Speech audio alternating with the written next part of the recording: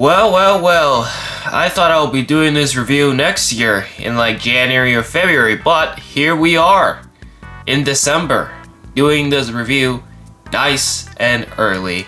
This is the SH Monsterarts Godzilla Evolved. That's right, I still actually haven't opened the regular Godzilla that Bendai released very long time ago for this movie, for the new Empire. But I did not expect to get it this early. I'm gonna be frankly honest with y'all, I expected to fully get this next year. But here we are, nice and early. I know I'm not the first one to review this. There's plenty of YouTubers already who've done reviews on this before me, so the packaging itself already shows some promises. You have a beautiful back shot of Godzilla right here, and then you have the movie logo right here. We have Godzilla 2024 Evolved version from Godzilla x Kong, See New Empire. We got our logos at the bottom, the authentication sticker, legendary, Toho, all that good stuff. Here's what it looks like on the side. Here's what it looks like on the back. These were the photos that were of course advertised for him. Yeah, this looks promising. This looks very promising. I am very excited to dig into this. Here's the side, here's the top, the bottom. It's time to open this. Let's get this bad boy opened.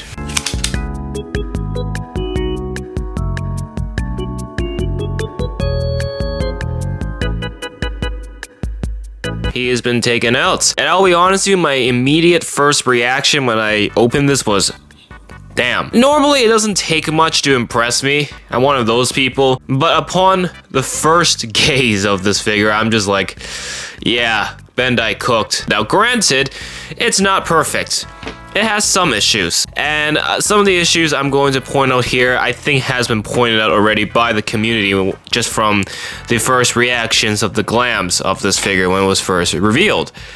But overall, I am very impressed. This is the kind of quality I was expecting. I know having a collection of SH Monsterarts Godzillas for years now, I am very familiar with its quality and what I should get out of SH Monsterarts, so nothing comes as a surprise to me. I'm just impressed with what I got here. Now, in terms of accessories, not much is included. Only an extra pair of hands, and these are more open clawed hands, so if you want him to like open his fingers, open his claws, to swipe at a monster or something, there you go. That is an option you can replace those hands with. So that's it. I'm not going to replace it, but these are included, the extra hands. But that's it. No other accessories. I do wish they gave us an atomic breath. A pink atomic breath would be nice to go along with it, but I get it. It's expensive. But if they can do that for some other Godzillas, they can sure do it with Evolved Godzilla here. But maybe they're holding it back for, a supercharged purple Godzilla. At the final battle, he turns Super Saiyan. I guess they might do another Godzilla from that. So that's probably why they're not giving him an atomic breath here. But it would have still been nice to get one, just it feels like it's a package deal. If you get Godzilla, he should always include an atomic breath. Now, the main critique I did see when this figure was first announced was there is a little bit of green contrasting the pink on the skin. I don't know if you can see it, but there's a little bit of a green residue on it. That was the #1 complaint I've seen from people, like, oh, the green throws off the color, doesn't really look that nice, blah blah blah. It ruins the texture. I think it's okay. Like, unless you really look into this in full detail, I don't think you'll really notice from a distance. Look, you put this here, you stare at it on the shelf, I don't think that'll be the first thing that'll catch your eyes. So yes, I do agree, and to some extent it is a little bit off in my opinion. It would be nice if they, tone it more towards the gunmetal gray side, as he should look like in the movie. But it's not that big of a deal. I'm not too bothered by it, that's for sure. And then another critique of this figure, of course, the price. That's a given. I will save my opinions for that at the very end. But keep in mind, what I'm holding right here is 140 Canadian dollars. So I better get my money's worth. Let's see what we've got. Texture, I kind of showed you already. He's got the green, but that, I guess, highlights the scaliness of Godzilla. And I do like how the green kind of stops at the tail and it's just continuously gray. The green isn't consistent throughout the whole figure. I think that's for the better. It could just be a lighting thing that they're trying to show off. But what has gotten me very impressed is the dorsal plates. Look at the pink on the back here. That looks solid. Starting from the very tip of the tail, which by the way is a new mold, of course, because his tail has changed a little bit with this evolved form. The pink just continues to be the exact same color throughout the tail to the back. Look at this. Look at the dorsal plates. Look how clean they look. It's the perfect movie accurate pink color I was expecting. Now obviously this is a much higher quality figure compared to a Playmates toy, and so Playmates is cheap, so they kind of cheaped out with the coloring. But for SH Monsterarts case, because of the price tag, they better have it on point, and they do have it on point here very nicely. I do like the gray on the base solidified into the skin, so it's good contrast there. But just look how clean it is, even up to the neck, the tiny dorsal plates.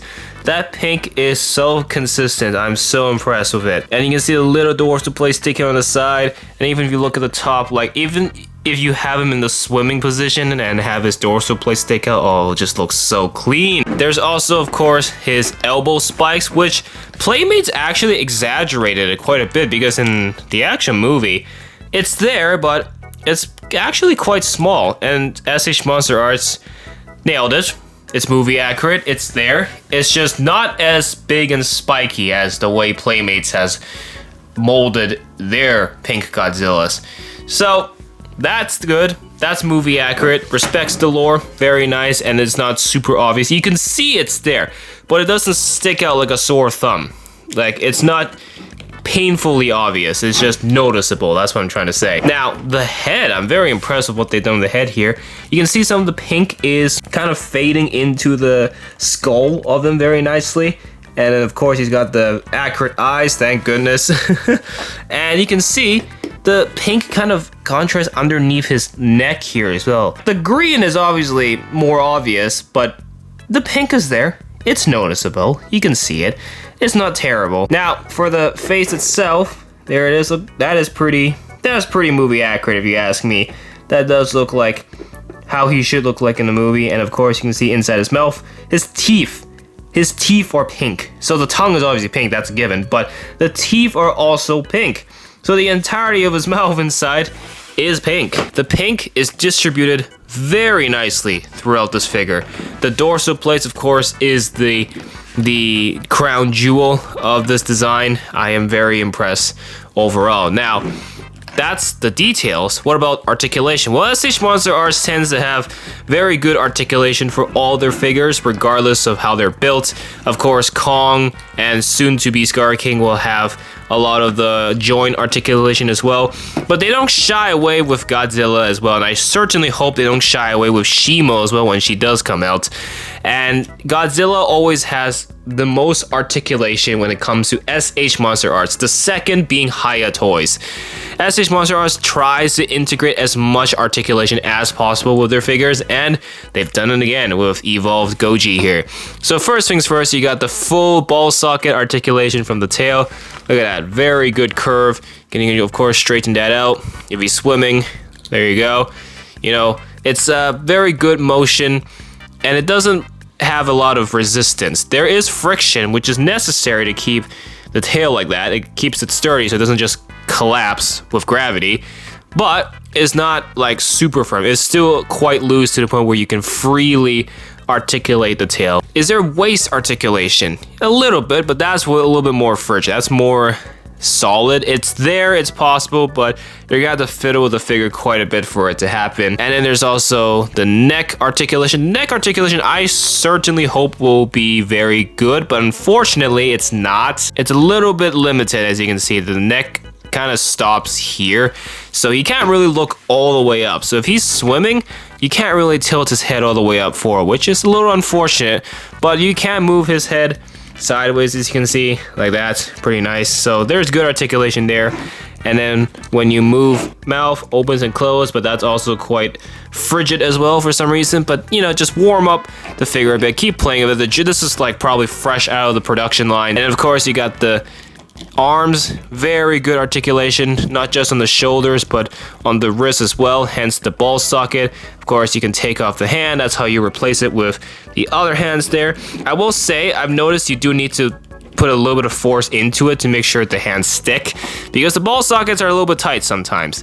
And there's, of course, the elbow articulation here. Very, very nice. It's there. Again, frigid, but play with it a bit, and it should not be an issue. And then finally, we have the leg articulation. Of course, you move the legs very well, move the knees very well as well, but it's a little bit limited, I will say. You can see that like the socket there has some of its restricted points, so it's not as flexible, but I don't think that's necessarily the worst issue. You can see on this side as well, but there's also ball sockets on his ankles as well, so you know you can stretch it quite far. I think mostly the ankles, actually. The ankles has more articulation than the actual knees. I didn't point out the claws, did I? I'm not sure if the feet, the claws on his feet are also pink. I can't remember. Can anyone remind me from the movie who pays attention to every last detail of his design? Because I don't remember. I think he doesn't. So I think this is 100% movie accurate. SH Monsterarts has always been good at that, not just in the overall visuals, how it looks, but of course in scale as well. Godzilla in this form isn't just pink, he's also a little bit lankier. He went to the gym while in the iceberg. He became a little bit more skinnier. So what I have here, of course, is some of the older Godzillas, and look at that. It is a complete new mold. And of course, I didn't open the other Godzilla that looks exactly like this from the New Empire. I have not reviewed that one yet, soon, but I guess I can pull out this Evolved Godzilla to compare it with that when I do that. But here is the latest one I got from Godzilla vs. Kong, and you can see he is actually bigger. Yes, he's lankier, but Evolved Godzilla has also grown a little bit. Will he revert back to blue in the Godzilla x Kong 3? We'll see.